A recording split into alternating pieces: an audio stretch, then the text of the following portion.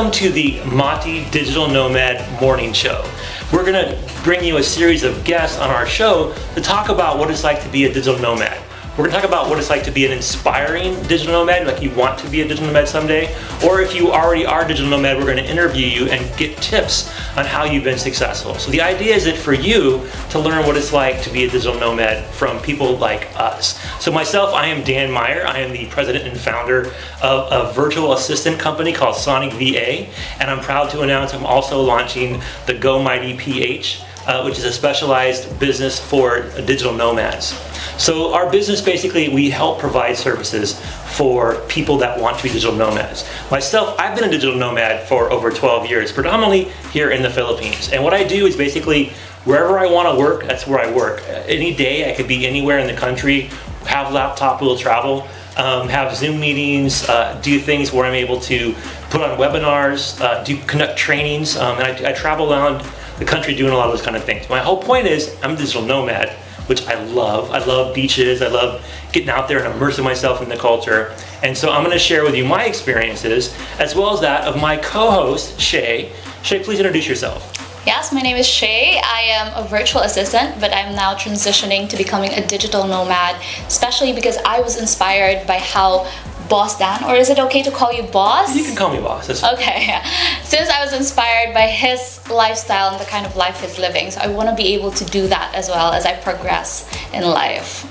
Awesome. So how did you start becoming a virtual assistant? What was like real quickly, how did you get into this job? Well, it wasn't until the pandemic, but I've been doing freelance jobs even when I was a student. I would write for people and they would pay me for it, and I kind of like the idea of doing that. But of course, being in the Philippines, you are expected, especially because I am the eldest grandchild of an Asian household, so I have a lot of responsibilities and I have a lot of expectations that I need to fill and fulfill. So that's the reason why I decided to work an 8-to-5 job, but it didn't work out for me. I don't think that I was meant to do it, and so I decided to be a full-time virtual assistant.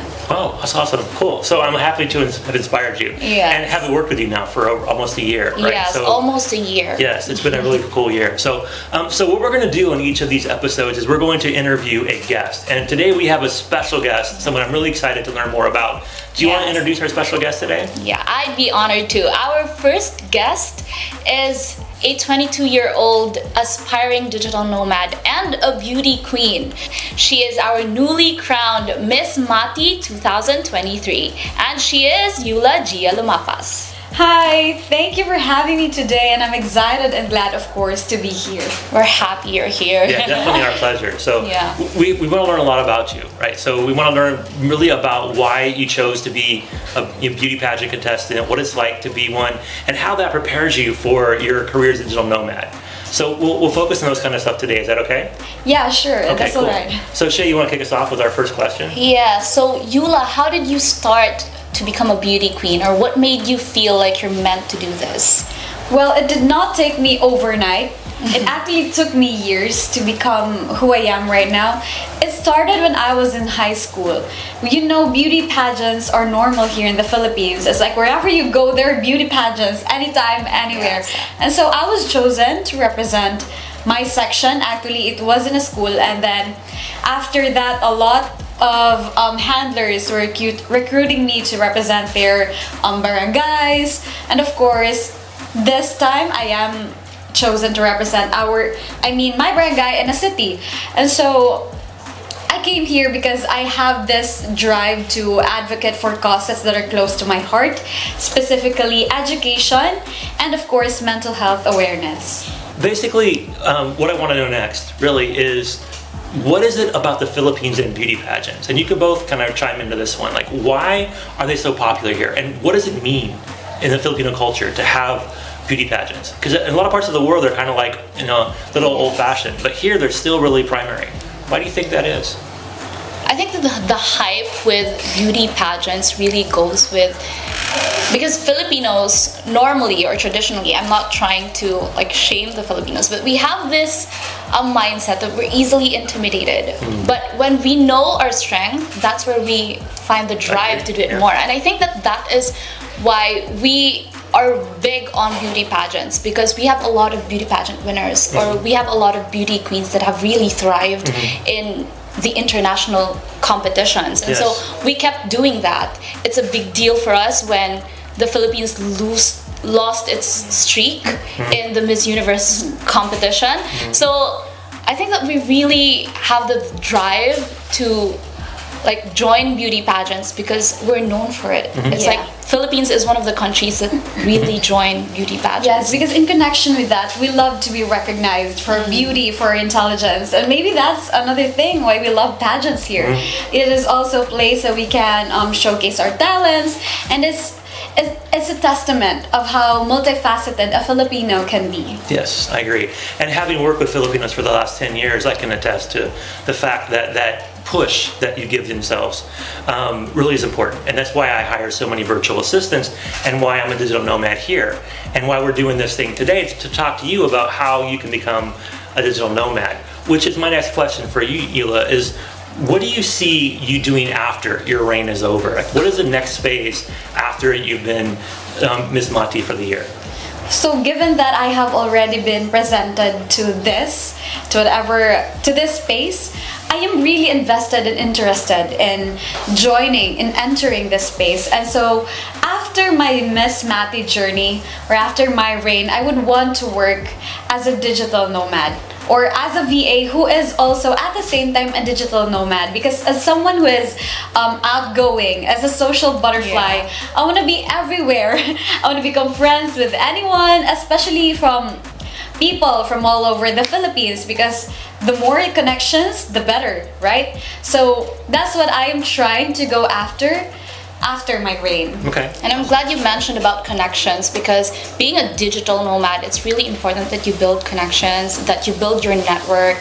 And I believe that Boss Dan could, attest to that, having been able to work as a digital nomad for more than a decade. More than a decade. You can really tell how important networking is.